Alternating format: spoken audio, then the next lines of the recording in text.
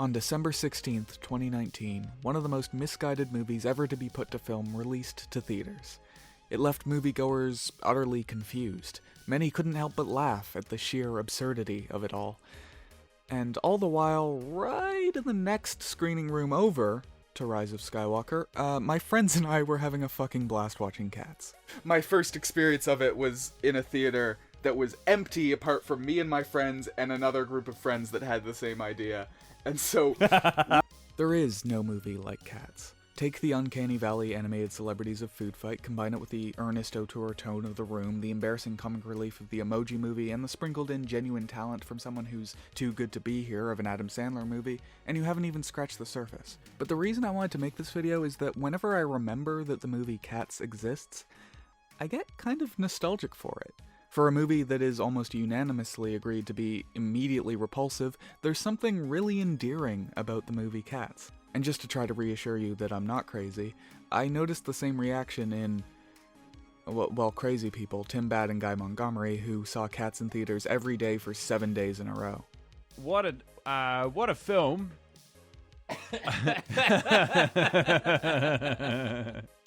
We have just seen Cats for the second time. In as many days. And how does that hold up in your eyes, Tim? You know what? Something to it. Yeah. There's something to it on that second watch. I just think if you meet the movie at face value, if you meet the movie on its terms, it is immensely watchable. But for the record, I am liking Cats more and more with every passing screening. It's like, here it is. This is what I've been working on with the $100 million you gave me.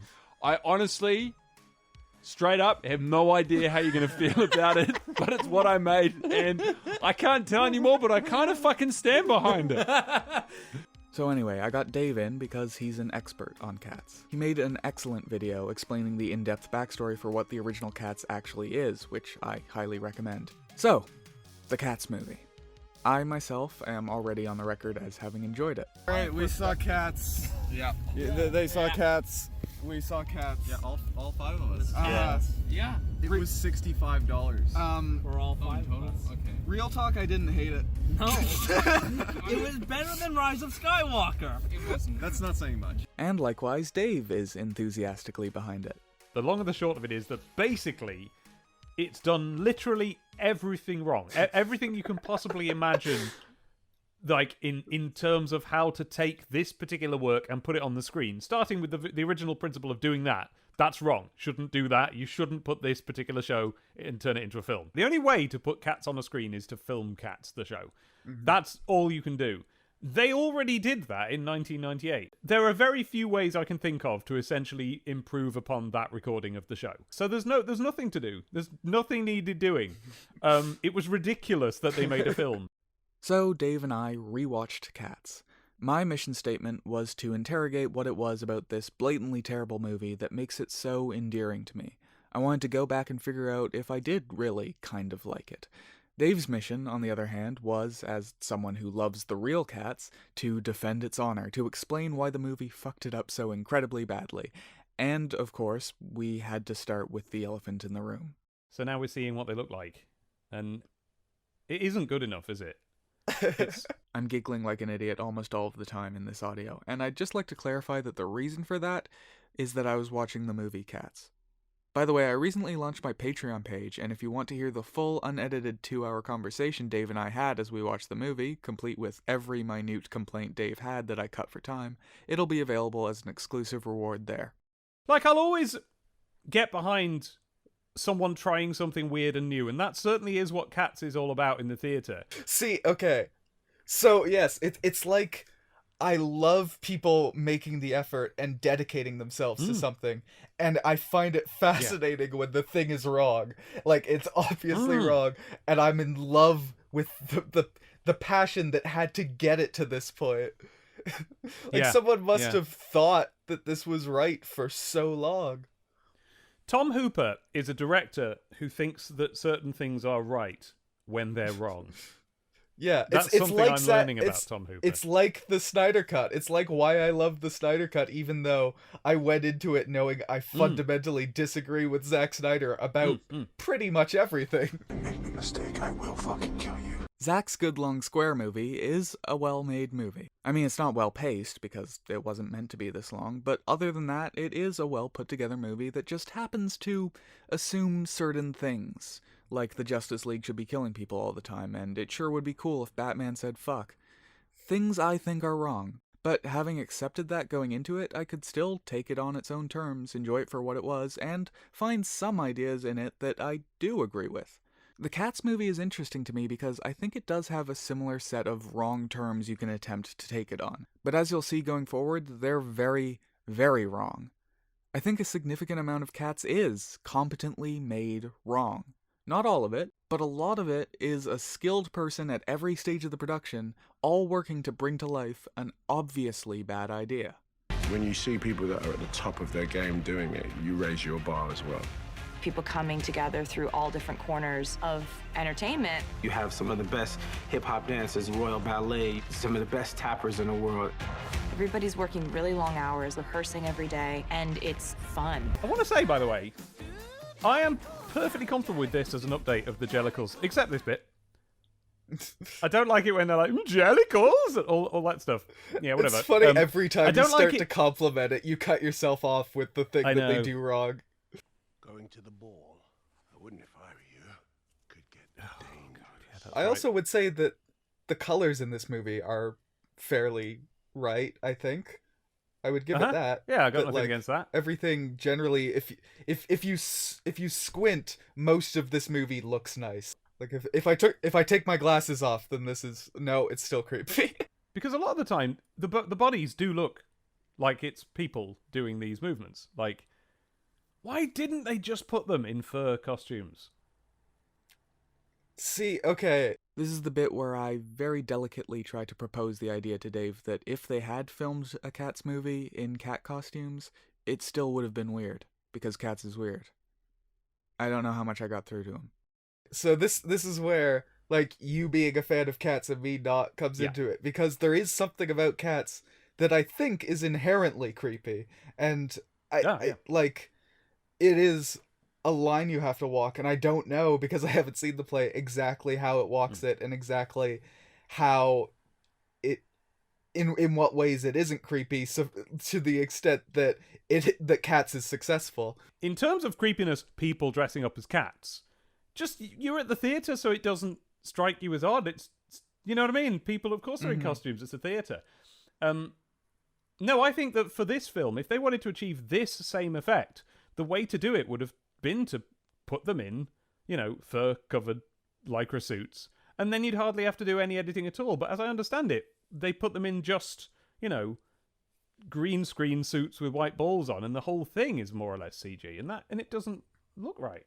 The things that strike me as immediately creepy. One is the fact that he's wearing a collar. There's something about that is just like immediately like, okay, this feels like a kink thing. It should have been a Fantasia, this film. That would have been, there you go. That's how to do a Cats movie. Make it a Fantasia. Give each song to a different animation team. Some of them can be live action or semi-live action. Did we ever establish what that thing is that she's using as a mic? I was going to comment on the nakedness as the other creepy element of it. What I will say is that there is a certain appropriateness to doing that if you're making a film of Cats the stage musical. Because Cats the stage musical, these are just people in lycra. They're dancers. You are seeing their bodies, and you're seeing their bodies move, and that is very physical. Unfortunately, what this film is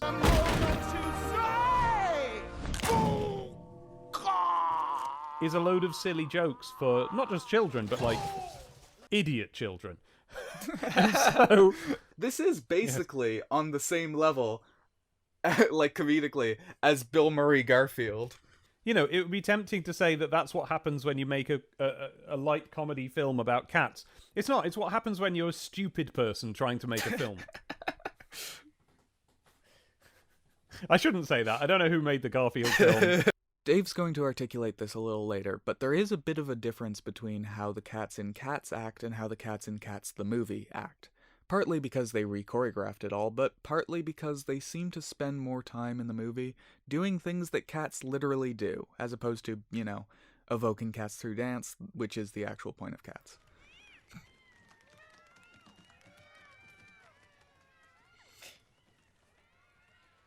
Did they meow in the original? No.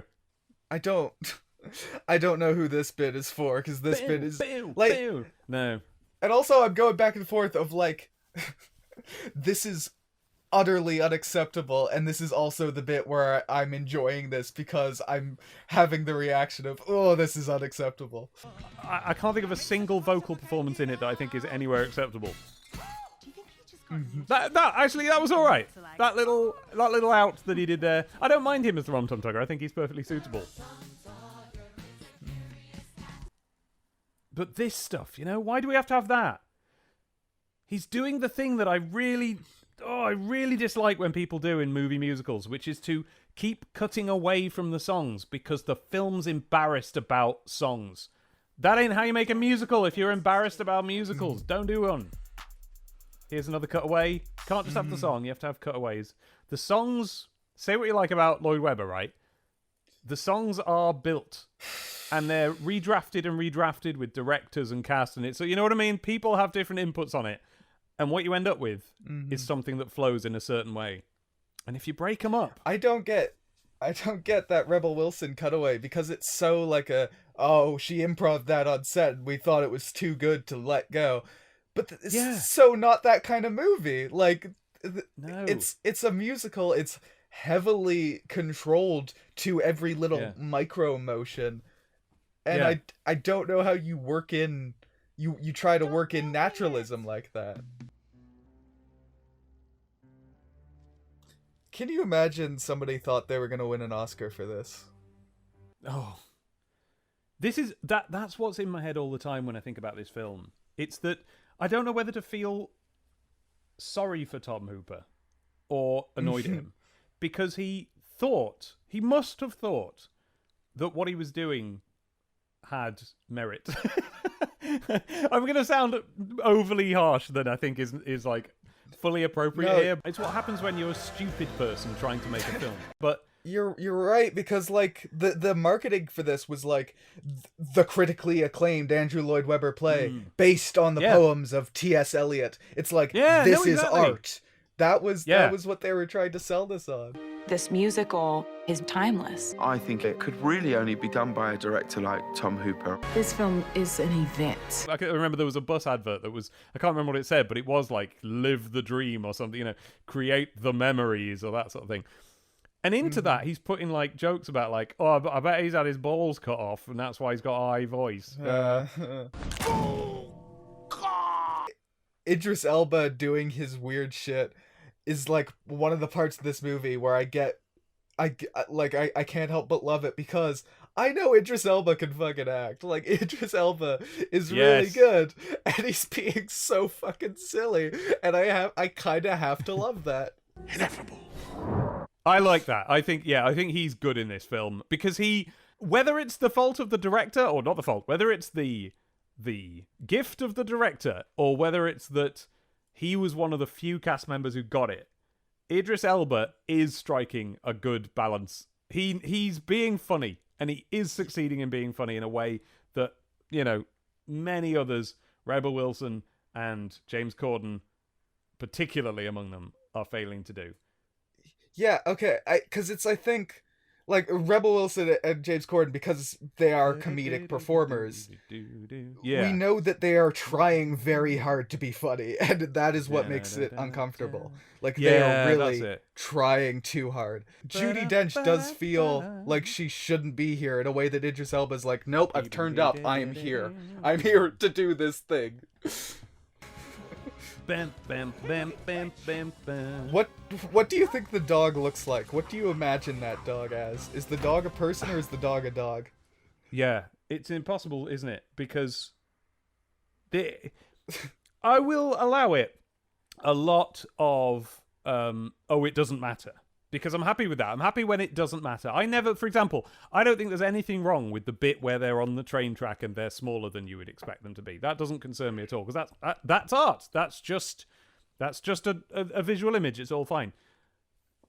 The problem is the film kind of carries itself like a film where you are supposed to care what everything is and what the rules are. And when it breaks them, it's incongruous. So yeah, I don't know what that dog's supposed to be.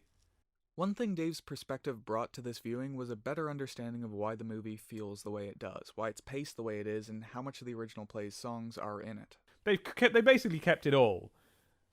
But they've cut them down so that you're constantly, some of those cutaways to jokes with Rebel Wilson or whatever, that's probably to hide that they're skipping some verses.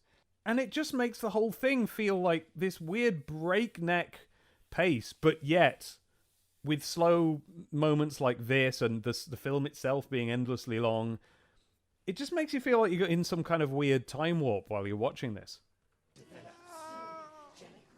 Oh, shut up. No, wait. I take it back. Not shut up. I think that's Ian McKellen having a nice time, and I won't begrudge him that. So, this... I was amazed that they did this bit. When we were watching this in the cinema, I was like, obviously they're going to skip over this bit. The Jellicle Ball is like a long, I'm going to say at least 9-minute long, somewhere around that, dance number. And I was like, so obviously they can't do this in the film. And they do. And I have a lot of respect for that. They put all of this in. And that's crazy. I think this is the biggest problem, more than anything else, that this film has compared to the stage version, which is that the stage version is just a dance show. The songs are incidental. The costumes are incidental. They are dancing to music, and that's the main thing. And then the poetry facilitates that and gives it a sort of an edge of the highbrow, right? This is a moment where, all the words stop and they just do this long dance number, which is meant to be cats interacting at night. There are bits where they're on the prowl. There are bits where they're fighting. And there are bits where they are having a sort of an orgy. There are. People make fun of that in this scene in the film, but that is what it is. And so I was sure they wouldn't do it. And I actually think they've done quite a good job of reimagining this whole scene in a way that works on film. I'm impressed with all this. The problem is that this is kind of the only bit in the whole show where the dancing communicates anything or is in sync or anything like that. You see what I mean? They're all moving together in this scene. And the rest of the time, they're all moving. Mm-hmm. But it doesn't mean anything. The dance in Cats translates the movement of human dancers into not the movement of cats. They're not crawling around like they are sometimes, but they're not being cats. They're moving in a way which poetically reminds you of cats. And in this film, having re-choreographed the whole thing, it's never been re-choreographed. The dancing isn't incidental. It's the same dancing they've always done since the 80s. It's a like a ballet. It's all written down and they always do it the same. This film being completely re-choreographed by, I believe, the bloke who did Hamilton. Great idea. Very zeitgeisty at the time. Good idea. The dancing, the choreography in Hamilton is excellent. It's not in this. They're just twitching and moving about. And this is the one bit where it's like, here you go. This is what you could have done all the way through. You could have made the dancing make sense. And they didn't, because they didn't know what they were doing. They didn't know what Cats is. Or they rejected what Cats is and didn't want to make that. Makes me sad. I really felt for Dave here. I mean, I've been there, and the way that this movie disappointed people like him who were invested in it almost made it feel like this movie being so catastrophically bad wasn't really as funny as I initially thought it. God, they've got shoes on.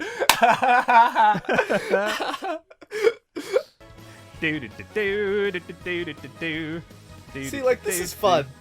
Yeah, this is a good bit. I get this movie at this point in a way that I'm sure I will not in just a moment whenever the next shit happens.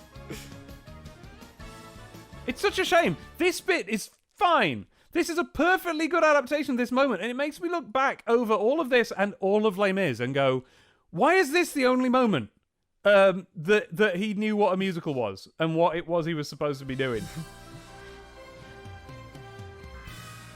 I genuinely just like this. And of course, on the stage, this is a big number. They're really, really dancing at this stage. I think they are doing right here what they do wrong sometimes, of like Yeah. you genuinely feeling the scale of this moment that you don't Yeah. in other ones where like they're pushed in too close on whoever they want you to And the thing focus is, on, or... this weirdness, this creepiness, if you like, of these cats being all strangely half sexual here, completely appropriate to the stage version of Cats, and in a way that in the stage version of Cats doesn't make it weird to bring your children to, just because of what theatre is and how real it is.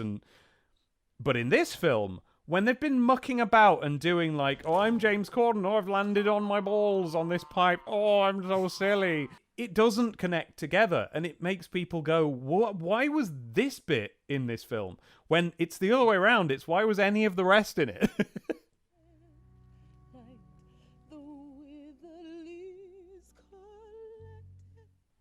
Okay, so this I feel is what is so jarring about this, is that right now you're watching somebody who is very good at singing, doing a very good job at singing, and the whole movie stops to say, hey, look at her do a very good job at singing. Mm-hmm. It also stops to say, hey, look at this person who is bad at comedy do comedy badly.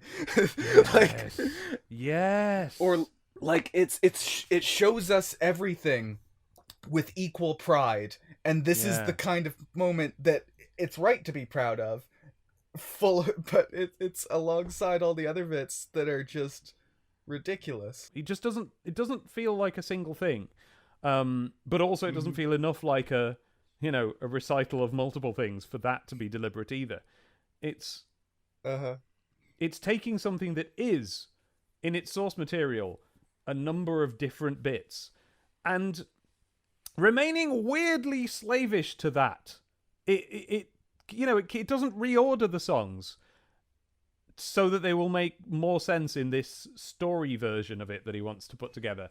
He doesn't change it so that, more of them are presenting their cases as this, candidate for the Jellicle choice. So that doesn't support that. They just keep stopping the film to say that that's what they're doing. Which, like, starting off the person decade thought strong. that the snot was like a strong indicator of emotion, and thought we need to put so much snot on this cat that it's gonna just disgust everyone in the theater. Oh no, here we go. One of the things that a lot of people kind of get wrong is that they think that Andrew Lloyd Webber wrote the songs. And that either he wrote the lyrics, or maybe Tim Rice wrote the lyrics, or whatever. No, it is this book of poems. The only thing they've changed, apart from now and then there'll be our word here and there, the only moment where that changes is Memory, which is based on a different poem that isn't about cats, and is much, much longer than Memory. And it's basically a sort of we're invoking the kind of language that Eliot uses.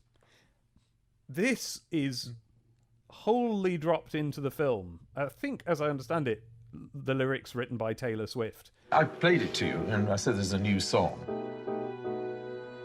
You said, I'll do the lyric, and you did it then and there, more or less. And that's so stupid. It's Taylor Swift, our generation's T.S. Eliot. That's it. I've nothing against Taylor Swift, and I'm not having a go at her, and I think she's good in this. But that idea is stupid. To take this thing that's like the works of T.S. Eliot and Taylor Swift, for one of them, because we ran out, and because we had to put another song in for no reason. There was an ambition and an aspiration to have an original song in the movie. Anyway, while we're talking about, like, clearly a Taylor Swift song dropped into the T.S. Eliot is wrong. Also, I did kind of like that moment, because, like, it felt like I was, again, watching something that isn't the thing they're trying to do, but it's something I can appreciate on a different level. And because the whole thing is this weird mishmash of trying these things to various levels of success, I can kind of, like, find the right mood to get into to enjoy that. Am I allowed? Why wouldn't you be allowed? In a way that like attempting a musical song that like is clearly on a different level is such a different thing to attempting this fucking dialogue.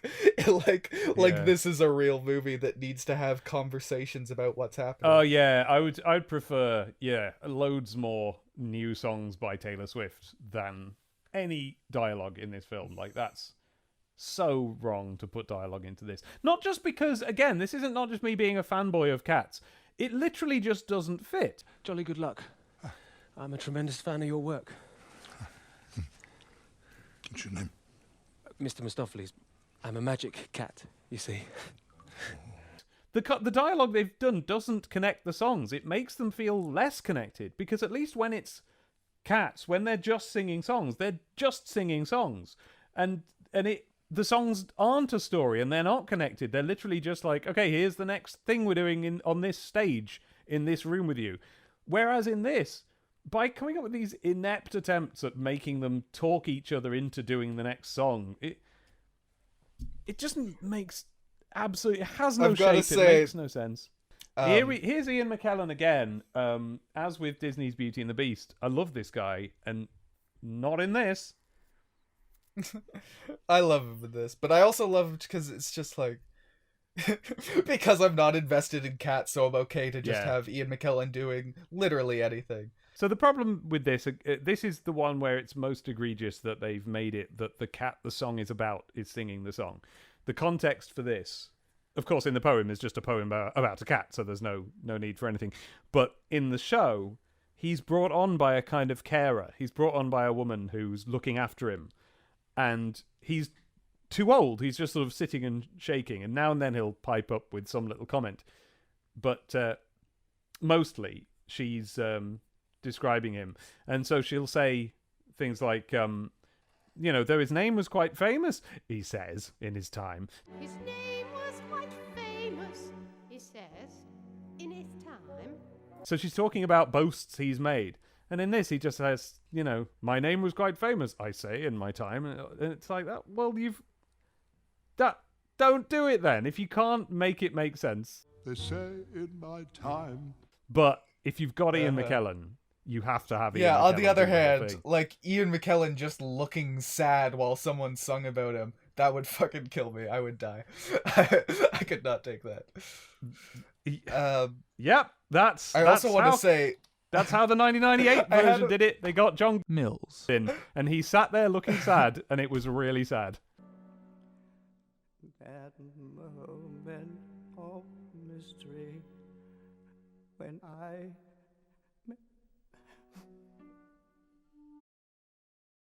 Sorry, just gonna give you a few seconds to recover from that.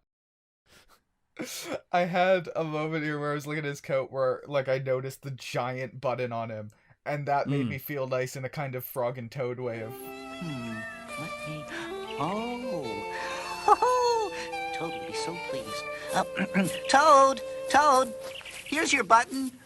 Oh, this is not my button. This button is small. My button was big.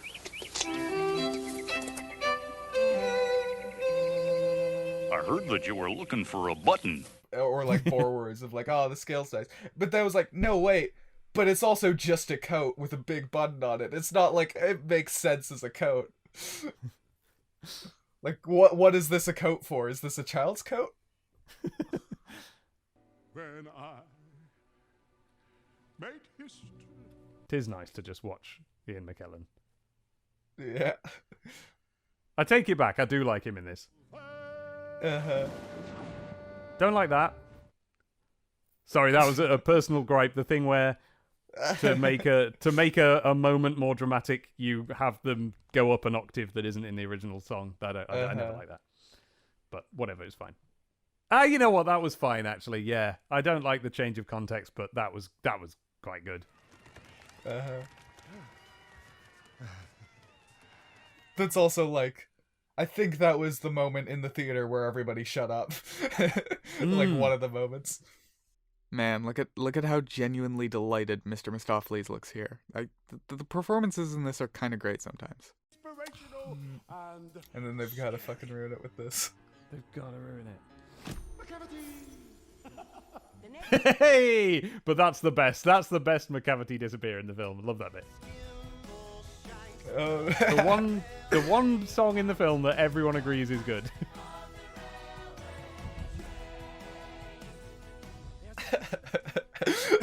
Because it's almost like the movie for this song is into itself in the only way it's possible to be into this movie. Of like, ooh, it's Skimble Shanks. He's the one with pants. What a meme. What a goof. I need Skittles for this song. So this is brilliant. This is brilliant. This is the one thing that they completely added for this film that isn't in the show that's great.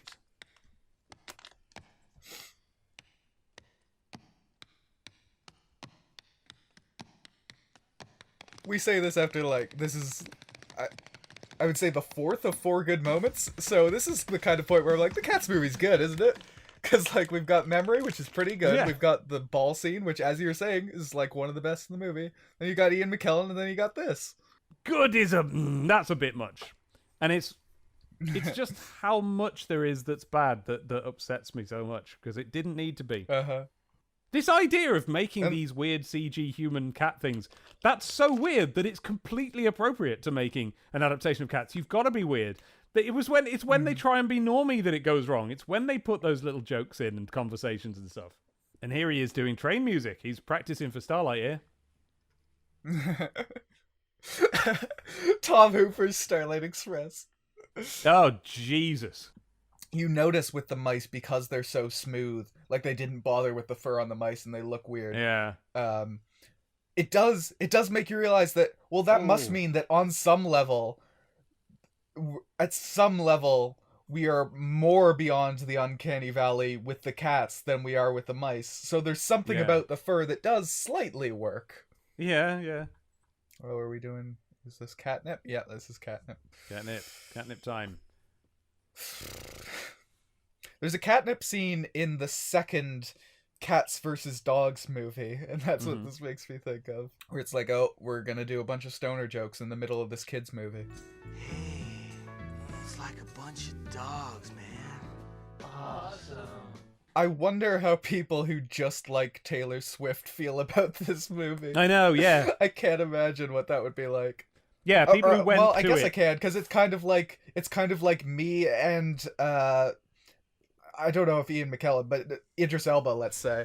Yeah. Because like I know he like I because I and I'm sorry, don't have like the kind of I just don't have enough knowledge to have any kind of respect for cats. I feel like he's above this, but also he's having fun, and so I'm into it. Absolutely, yeah. And that's the sort of space that Taylor Swift occupies here. She doesn't need to be here. Mm-hmm. I almost feel that more with her, because, like, Taylor Swift is, she's got to be one of the most famous people in the world, right? Yeah. I love this, right? I said it's supposed to be a duet. It's supposed to be a duet between two women. Making McCavity himself show up, and it's him. And he knows how silly this all is. And he gets to perform with Taylor Swift and do this song. Brilliant. This is inspired.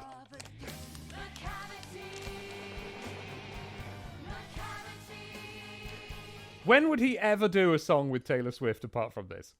The time has come to make the jellicle choice. Oh, Deuteronomy, if you would. As I am the only contestant left. You see, it doesn't make sense. It doesn't... This version of Cats does make you ask, do they want to die? Is that what it is? I don't know how long it's going to be until we see Idris Elba again, but something about his eyes. Like, I don't know if he was wearing contacts or if they CG'd his eyes to make them like that. But I feel like maybe they all should have had eyes like that if they were going to do eyes like that. Yeah. Because it is something where it feels like it makes it so he's not just in a Snapchat filter. And what it was also making me think of was Avatar was not The Last Airbender, but Avatar, Blue People, James Cameron, and how I feel like at the time, like, that's full of stuff that is weird. It's full of, like, yes, I do have an exoskeleton suit I can get in from time to time to go around and fuck trees and horses. But there's something about Avatar that doesn't feel weird because it's so escapist and so, oh, this is a weird world that you feel transported to, that I feel like this could kind of be, maybe, if it was done differently. This is a moment for you to step into a world that's completely designed to entertain you. And maybe that's what it was going for. Like, maybe with putting this much effort into the CG, they thought they could be the next Avatar. Yeah. Watching this now, first time since the cinema, I'm seeing something that could be salvaged. This is close to working, and another few weeks would have done it. But I don't know what end those few weeks would have been. Like, should they have been before they filmed anything? Or should they have been in the editing? I think those extra few weeks should have gone into the writing. If they'd committed to the comic relief, like obviously we keep coming back to it as the most glaring annoyance in the movie, but I have seen James Corden in things that I liked, and I assume given proper direction and a good script, Rebel Wilson could be funny too. If you want to do comedy, get people who can write comedy. Don't just assume your performer's improv will be good enough, because that's how you end up with Ghostbusters 2016. And yes, you do have the MCU on the other end of the spectrum, making famously heavy use of improv in Iron Man, and formalizing it in the years since with how their characters banter. Totally didn't watch a Mr. Sunday Movies video while I was working on this and feel the need to steal their point. But what's different there is that Marvel characters aren't comedy performances. They're fully fleshed out acting performances with snappy dialogue that could be improv'd or could be written by people who are better at coming up with funny things to say than, as an example, Rebel Wilson and James Corden.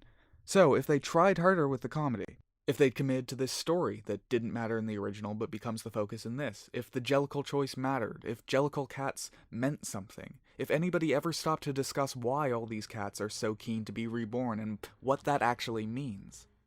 Why did you want another Jellicle life? I can't keep being in this kitchen.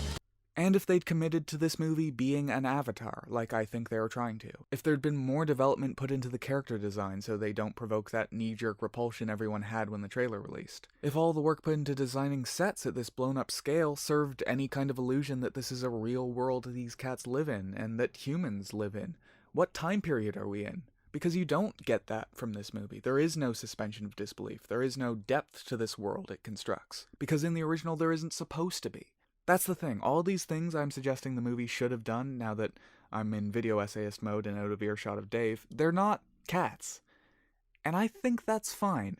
Dave said they didn't understand what Cats was, or rejected what it was and tried to make something else, whilst sticking too close to it in other ways that were directly detrimental to the final product. And, as an aside, we're really far removed from the poems by that point. The characterizations, especially Jenny Anydots, mostly ignore the text, and the Jellicle choice to get to the Heaviside layer, which the movie decides is the most important part of the musical, and I do get why, because it is how it ends, you want to try your best to make the ending feel satisfying. None of that is in the book. Anyway, a Cats movie with all the things I've laid out, a Cats movie that, instead of taking out all the things we've spent all this time criticizing, committed to them more, and figured out how to make them function correctly. That movie would be a much looser adaptation of Cats. And there's a good chance that once you finished writing that movie, you would realize, oh, yeah, we're far enough away from the direct adaptation version of this movie at this stage that there isn't any point having these cats be people. That's just a vestigial remnant of when this was a more direct adaptation, and that would have been more appropriate. And we should just make this a DreamWorks movie at this point. And I think, look, I don't actually know anything about what I'm about to say, but I think the movie that would have ended up being, the lore-heavy movie about cat mythology, wouldn't be a Cats movie, it would be a Warriors movie. But okay, let's say it isn't. Let's say it is a Cats movie. It's a run-of-the-mill DreamWorks animated kids movie based on the musical Cats, starring all the people who showed up in live action, but they're here as the celebrity voice cast instead. We're gonna do a few songs, but mostly we're going to focus on developing these cats as light family comedy characters. I actually think Cats is fair ground to mine for that kind of thing. Am I mixing metaphors, or is that what fairground means? Is fairground even a thing? Is that the phrase? Fair game. Ground to mine? What am I talking about? The railway cat, the thieves, the thespian, the monarch, the magician. These would all be really fun characters for that kind of movie, and you could write a fun story about them. A fun story that isn't Cats, but is perfectly acceptable as something being sold as cats adjacent. Think SpongeBob the Musical, but in reverse. Would that movie have been good? Probably not, but it would have made money. It would have made so much money. Have you seen how much money mediocre animated movies make these days? But I guess what all that goes to show is how tragically high the real movie's aspirations were. If they had just wanted to make the most profitable version of a Cats movie possible, the way I described it probably would have been made instead. But they wanted to win Oscars. They wanted to make art. They wanted to go down in film history for the right reasons. And they really thought they had something. From what I can tell, the reason that a Cats movie like this is the one that finally got made, after previous failed attempts to get an animated one off the ground, is that, well, I'll let Andrew Lloyd Webber explain. And there's a funny story there, because when I went to see Valerie Elliott, T.S. Eliot's widow, to ask whether or not I could have the rights to make a musical out of Cats, one of the things she said is, I don't want them turned into pussycats. And I said, well, that's not what we had in mind. She said, well, the thing is that Tom, that's T.S. Eliot, turned down Disney, you know, because he didn't want them to be pussycats or turned into cartoon cats. So, yeah, doesn't sound like what I was proposing would ever get made. And I do respect that. A shit Cats movie like this doesn't get made when everyone involved knows they're churning out a shit Cats movie. There was still a notion of integrity in their heads when they made it, and that was what was keeping the lazy version, the DreamWorks version, from being made instead. But it didn't keep them from ballsing it up. Alright, back to my conversation with Dave. We're at Mr. Mistopheles now. You've seen my video, so I don't need to tell you, but in case it's useful for yours, the context of the poem here is that, he's writing about a cat that does cat things. And isn't it amusing if we make that sound like a magician? So, like, my stuff goes missing because the cat has nicked off with it. Oh, he's disappeared it. Hey, presto. That's what the joke of this is. And not long ago, this phenomenal cat produced 7 kittens right out of a hat. And we all say, oh, well, I never. Was there ever a cat so clever? So, yeah, to have him saying, like, what, this phenomenal cat produced 7 kittens right out of a hat. And it's him saying it. It's not like this sarcastic line said by someone else, or not sarcastic sometimes in the show. Like, do you know what I mean? It's fine however you do it. Mm-hmm. But to have him be saying it. And not long ago, this phenomenal cat produced 7 kittens right out of a hat. Mr. Mistopheles? Means it makes it mean nothing. I had that in my head when I saw it the first time, because I watched your video, I think, your video came out before the movie was out, so I saw your video and then I went to the theater and watched it. So watching this was this weird feeling of like, oh, they're like trying to construct this narrative around these words that don't mean what they're making them mean. Yeah. Now, it's like bad lip reading videos. Yeah, it is, isn't it? Now, I will say that I actually quite like that in some musical adaptations. There are Jesus Christ Superstar is one where the text is so wide open that you can present any number of different things. So I don't mind, you know, if a film director of a musical puts in their own thing, but it does have to fit, and it does have to, you have to go, oh, that's clever. It does feel like that's what this song was always all about. And that is not what this feels like. This feels like something imposed upon it. By the way, in case you're wondering, the way that they handle this in the original Cats is that they have Rum Tum Tugger, who, as a reminder, is Jason Derulo's character. He's the one who's the super into himself ladies' man cat. Act as a hype man for Mr. Mistopheles. And we all say, oh, well, I never was there ever a cat so clever as a magical beast, Mistopheles. Magical powers, I've known the family to call him in from the garden for hours while he was asleep in the hall. And not long ago, this phenomenal cat produced 7 kittens right out of a hat. I really wish they had this relationship in the movie. Having Rum Tub Tugger be the confident, cool cat who everyone thinks is cool, but also having him be there for Mr. Mistopheles, who's all shy and nervous, and helping him present himself to other people, it's really sweet. Like if they had put it in the movie, I mean. because Mr. Mistopheles is only nervous and quiet in the movie. He wasn't really like that in the musical. Wait, did watching the Cats movie improve the Cats musical? Again, a new section, and again we're singing it slowly and quietly. This is a rip-roaring song.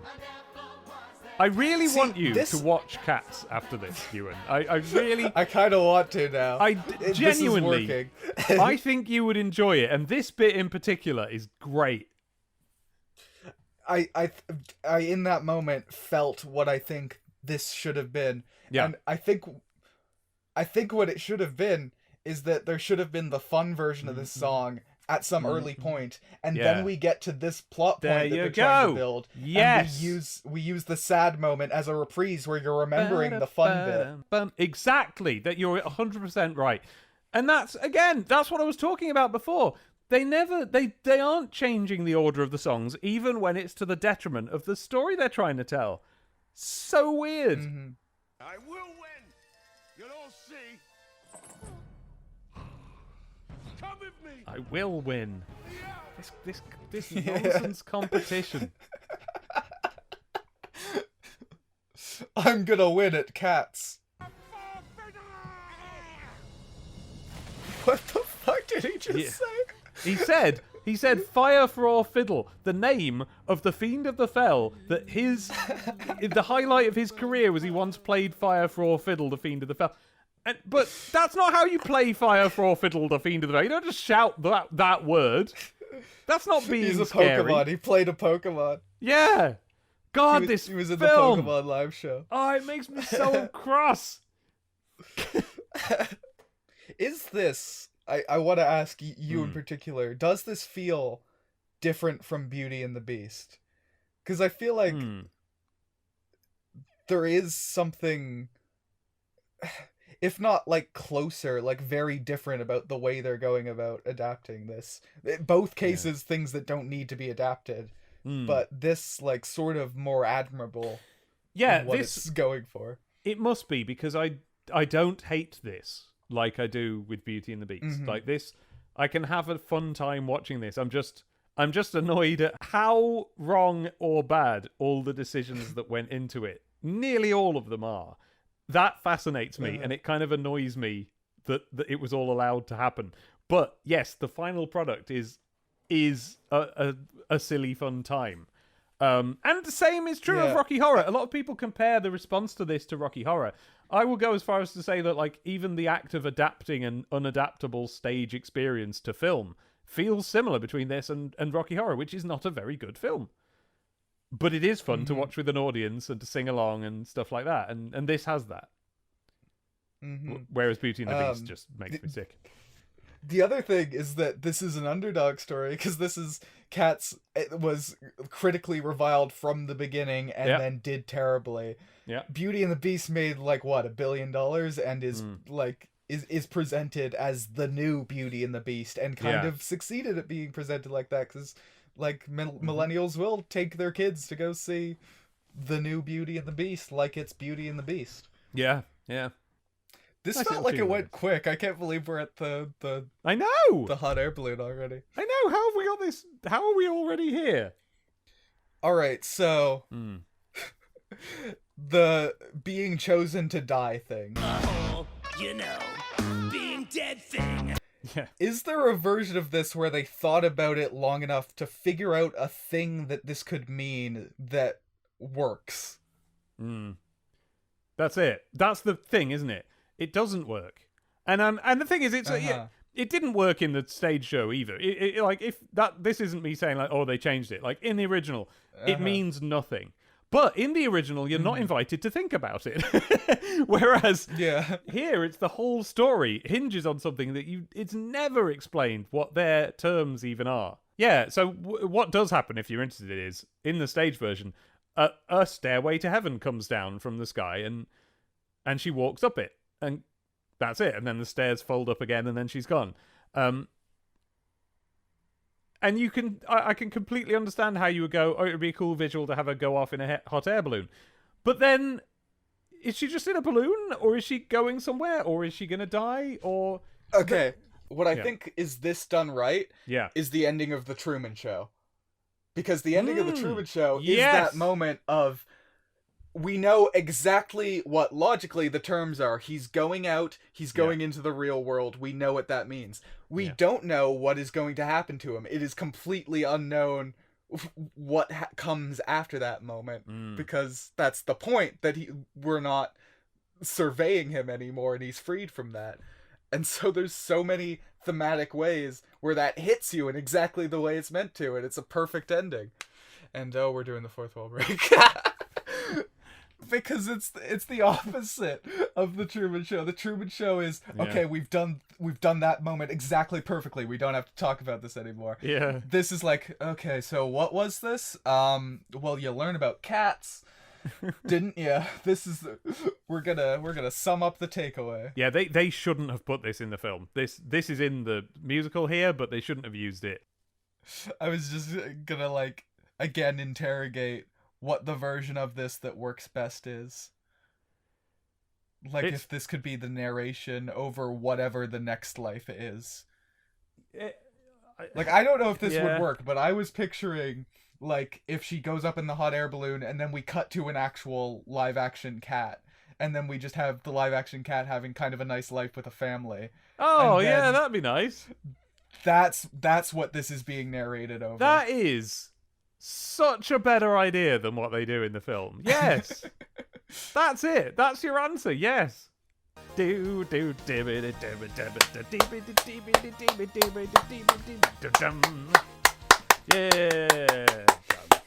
Dum dum. Ba-da-ba-bum bum bum. Yeah. I love this tune. Shall we do it again? Okay, back to the start.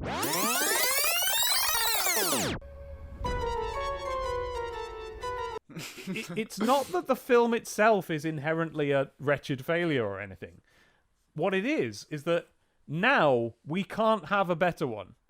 That's it. That's the film of this now. And there won't be an animated one, and there won't be anything. Tom Hooper is perfectly good at making films, despite Cats, right? But he can't make musicals. No, because of Cats. He literally can't do musicals. Like, he doesn't know what they're for. He doesn't know what they are. He doesn't like them. He has... Well, no, he says he likes them, but he can't, because he shows disdain for them whenever he films them. He always goes like, oh no, we don't, like, even when he does it in a way that people like, even when it was with Les Mis, where it's like, oh, that thing about doing the live recording, like, what that fundamentally is, oh no, we can't have a musical. That would be silly. So instead, we're going to have XYZ. And so when he was doing Cats, when I first heard the first, like, because some songs came out on YouTube, like, as just audio before the film came out, and I listened and I was like, oh, wait, this is very promising, because there's no way you can do this while being embarrassed about making a musical, because they're big and noisy, and it's Cats, and he seems to have lent into it. And then the film comes out, and he's always cutting away and undermining it. It's just, it makes me sick. Just, if you're doing a musical, don't be embarrassed of musicals. Actually, I'm really encouraged by the recent trailers for In the Heights, which is the first time I've seen since, I think, Little Shop of Horrors.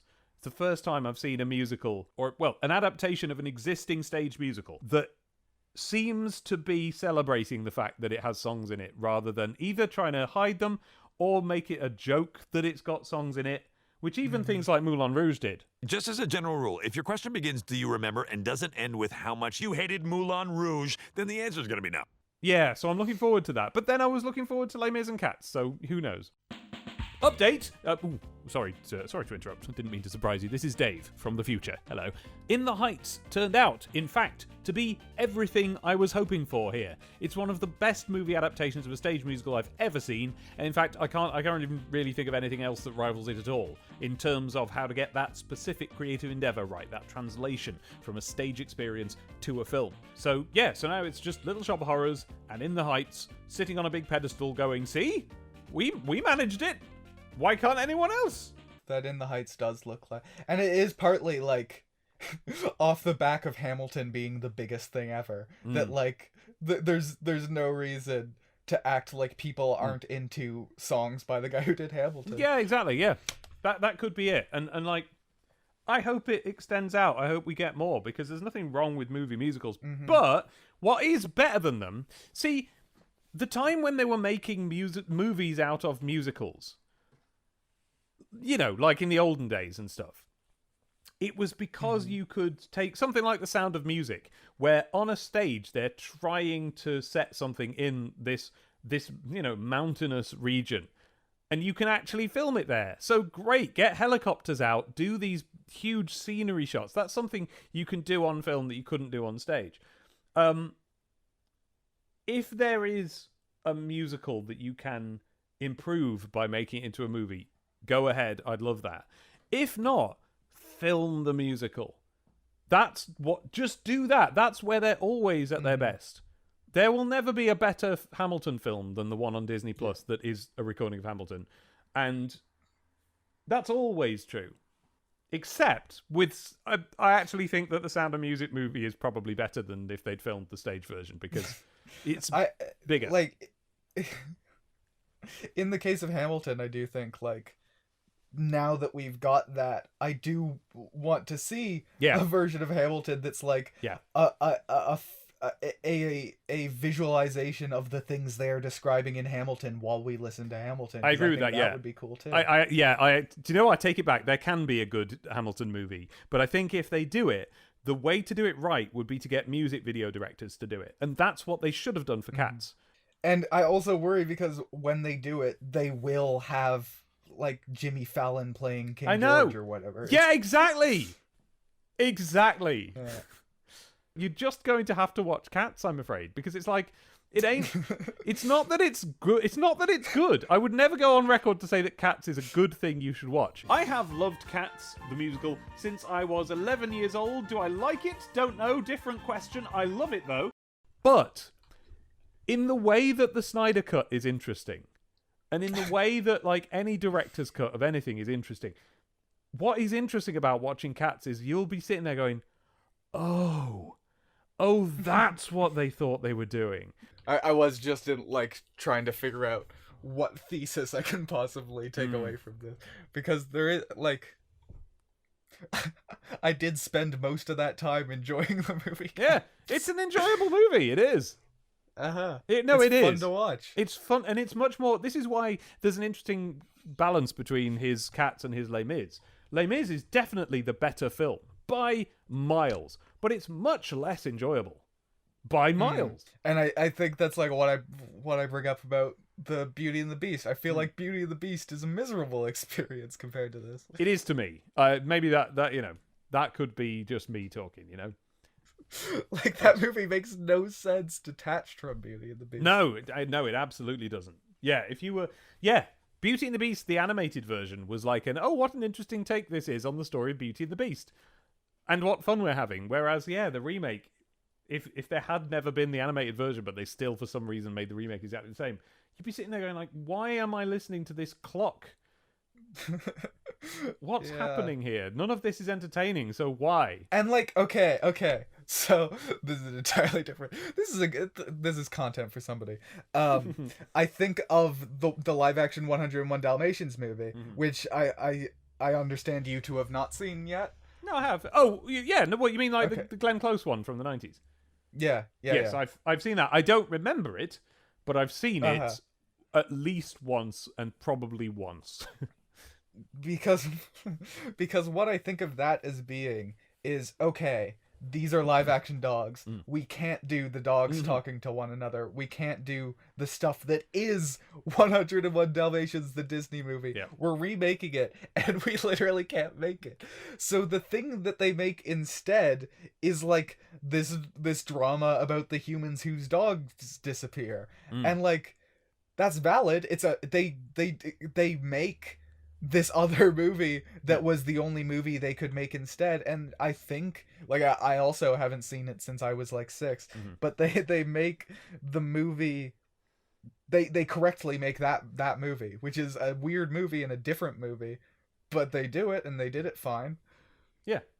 And like Beauty and the Beast, there's no version of that. There's no this is the other thing, that this is what we have to do because this is live action. Well, let's just go all in and do that as best we can. Yeah. There isn't that.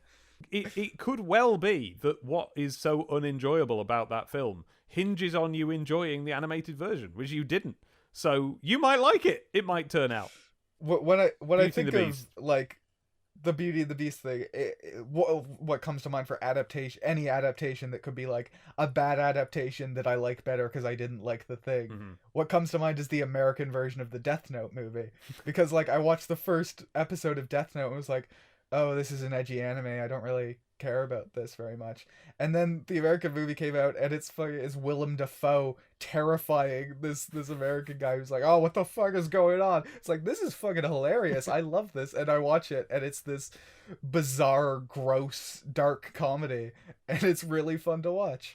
And I still have yet to be convinced to watch proper Death Note off the back of that, because the things that I like about the Death Note movie don't feel like they're going to be present when I watch proper Death Note. Exactly. Sometimes when there is something like that, so like the live action Dragon Ball film, like Yeah. when it goes so far away from what the thing is, now there's a reason to watch it, because it's like, you know what I mean? Like I'm not enjoying the Super Mario Brothers movie and going like, well, I wish I was just playing Super Mario Brothers on the NES. It's a different thing. So maybe the weirder you get and the further away you get, the more enjoyable it is. Maybe that's my problem with Cats, because like I've said, so much of it is actually quite close to being what I think they should have done. And they do adhere to so many little details from the musical that they didn't need to. That I'm going, well, why aren't I just watching Cats right now? Why didn't they just play Cats in the cinema? And like, as far as I can tell, the only actual answer to that question is because it wasn't filmed in HD. Like, it was done quite a long time ago, so you can't really rebroadcast it. So they had to make a new movie. Again, just pulling out more examples, because like I do love the conversation about what makes an adaptation work and what makes adaptations interesting and different to the thing that they're adapting. I think of Speed Racer. Because there's no point where you're going to be watching Speed Racer wishing you were watching the real Speed Racer. Yeah. Because the thing that Speed Racer is like both it loves Speed Racer and it's like doing all these things to make itself like there's no depth of field because it's meant to be like 2D animation. And like they do all these very anime things. But it's also so far away from Speed Racer and so far into being its own thing and its own artistic pursuit that makes it fucking brilliant. And like Speed Racer is a wonderful movie. All right, back to Cats. I'm glad it exists. I think that's the main thing, is that like I am not mad that it exists in any form, even like that's why I wonder about watching the original, because I think me having no connection to the original means that there is no version of Cats I want to exist more than this. And so as I'm watching it, it's like all of the ways that it's ridiculous, there's nothing for it to ruin for me, because it's just this weird artifact that is this movie, and I know that that's entirely different for you. No, so that's I wonder, you're right, and I think actually I would say that on the whole I kind of am not glad it exists, because what it's done is it's taken a thing that was interesting and it's made it into a thing that's famously stupid.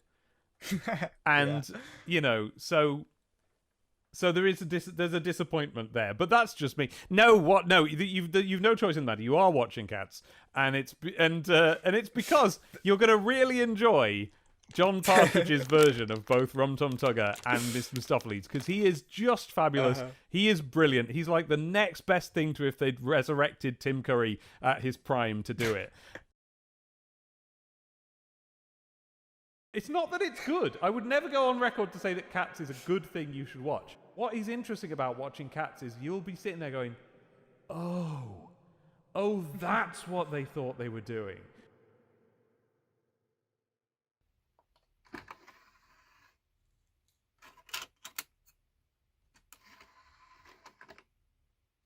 So I did it. I watched Cats, real Cats, as instructed. And I did have an oh moment. But it wasn't exactly what Dave was describing. It was more of an Oh, this is for children. And I want it clear that that's not a condemnation in the slightest. Media and art specifically made for children should be held to exactly as high a standard as that made for adults, but I feel like it's a piece of the puzzle that's been eluding me up until this point, and one that I need to address because it's a complex element of it all. It's a tiny bit you're telling an audience, whereas, I mean, it should really be like, you're really telling a load of children like Nigel and I, you see. So it's not going to be a children's musical about pussycats? No, not at all. See, like that. While making Cats, Andrew Lloyd Webber takes special care to establish that they should be delivering a particular line as if to children. But asked point blank if Cats was for children, Andrew Lloyd Webber says no, making my job harder and this unwieldy video essay even longer if I choose to try and unpack that. What does it mean for something to be for children? Great art is great art, right? Regardless of audience. The Muppet Show wasn't made for children, but children can watch it because it was before we decided animation for adults, superheroes for adults, puppets for adults, all have to make frequent use of things they're not allowed to do when they're for kids, just so we're all clear that in this case they are not. And then kids will become fascinated by these things because they're forbidden, when really the border between Cartoon Network and Adult Swim is entirely imaginary. It's a social construct. Let your children watch Robot Chicken. It'll be fine. No, Cats is for kids, and knowing that explains why certain things in the Cats movie don't work. Why the Judi Dench fourth wall break at the very end is so jarring. Of several kinds of cats. Oh, and my opinion. She's singing at us now. So are they allowed to just break the fourth wall now? It's jarring because in the movie that's the first time that happens, where in the musical that's where you start from. There's a man over there with a look of surprise, as much as to say, well now, how about that? Do I actually see with my own very eyes a man who's not heard of a jellicle cat? In real Cats, they're explaining who all these cats are to you. You know, you. Because in the poems, the cats are being explained to you. In the movie, it would be silly if they were literally addressing us the whole time, and so instead they're explaining who they are to each other, or sometimes to nobody, until the very last song. It explains why they felt the need to insert abysmal comic relief into the movie that didn't mesh with the parts of it that come from the real Cats. It's either because Tom Hooper believes that children are stupid, or they just didn't have enough backbone to trust that children would be sufficiently entertained by real cats. Or both, might have been both. It's like when a theater troupe puts on a Shakespeare production with modern jokes and pop culture references inserted into it. They assume that kids have to be tricked into enjoying anything literate. There is a conversation to be had about how the discourse around media made primarily for children that adults watch because it's based on media that they had as children should be shifted away from how much it satisfies those adults as fans and towards how much it respects the intelligence of the children it's made for in comparison to its predecessors, because that's a much more justifiable reason to spend your time criticizing said media. But beyond the inserted comic relief, I don't really know how much that applies to Cats. Like, it doesn't respect its audience. Idiot children. But what I think this really reveals about Cats is that it isn't made for children. And not just insofar as it isn't made for anybody. There's nothing in Tom Hooper's filmography that suggests he'd be able to make a kids movie. The reasoning behind this movie, the decisions that went into it, the way it was marketed, it's all assuming that Cats, real Cats, is a piece of high art for serious people, and thus the movie will win Oscars. And I think they thought that since kids can watch it, it would also have a mass appeal and be a huge family hit, like Avatar.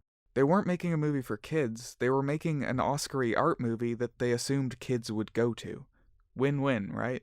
This misses some key elements of Cats, like how T.S. Eliot wrote Practical Cats not for the audience of T.S. Eliot poems, but for his godchildren. That doesn't mean it's any less literary, he's still T.S. Eliot, it just means it's in a different voice, his old possum voice. Like how Cats is full of performers interacting with the audience, like a pantomime or Mr. Rogers, and a superhero cat who fights dogs, and, you know, anthropomorphic cats. I think I now know how they arrived at these disgusting CGI cat people.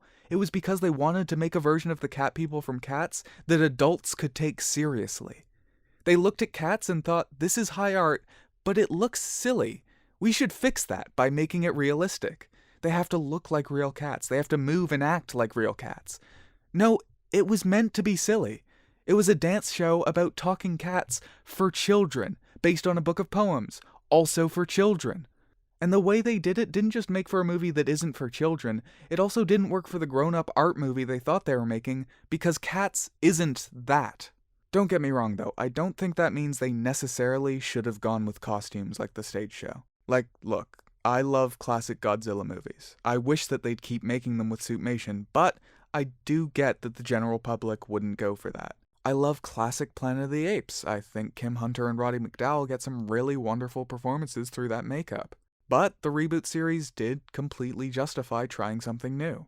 Mocap performances in animated movies and shows have been getting more complex and less uncanny valley. If, instead of quadrupedal cartoon cats, like in that DreamWorks version I laid out earlier, you had something a bit more Zootopia, with appealing character designs and mocap dancing, you would have a movie that, unlike the one that currently exists, is for someone.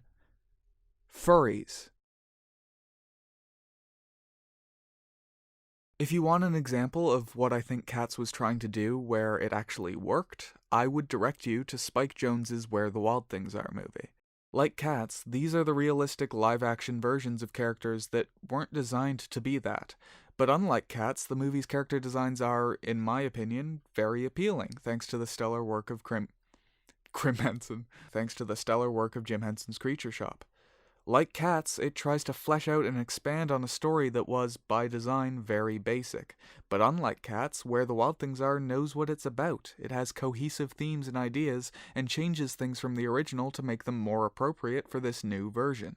The wild things cried, "Oh, please don't go! We'll eat you up! We love you so!"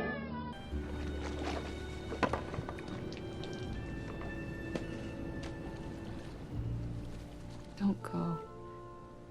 I'll eat you up. I love you so.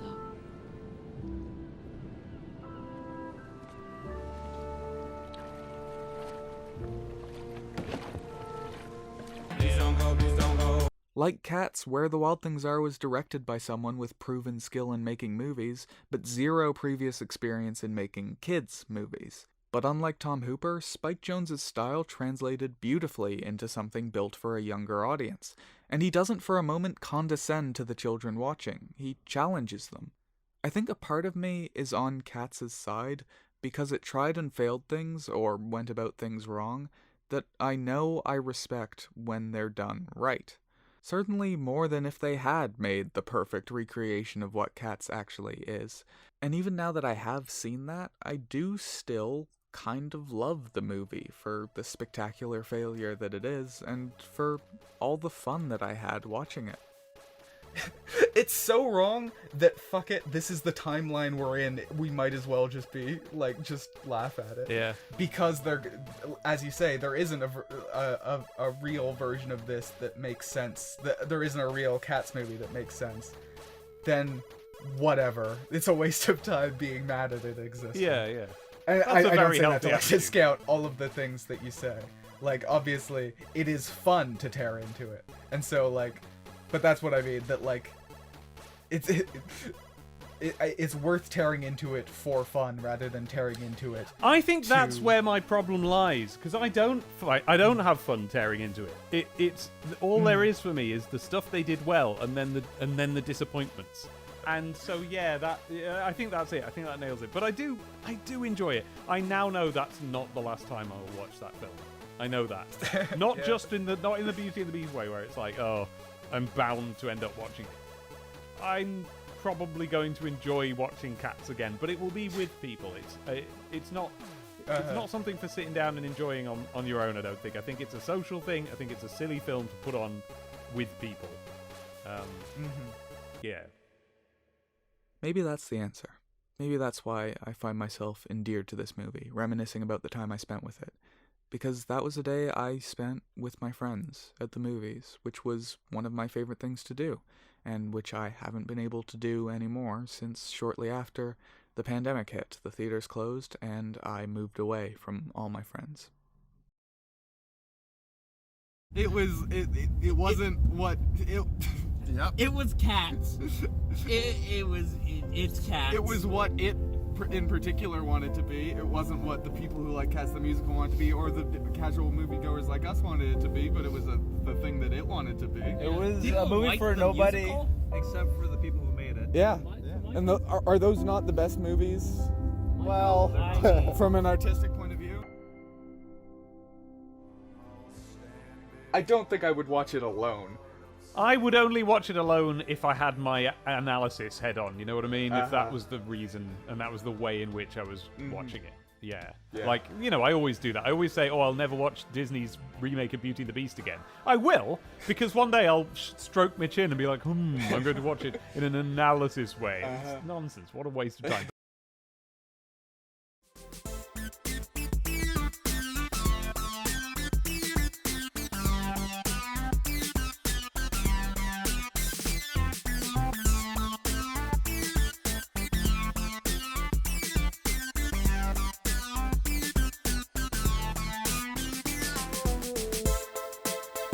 Oh, you know, the bloke who used to be a kid. Bloke who used to be a kid. Yeah, you know him. That bloke who used to be a kid. The other bloke who's got a name.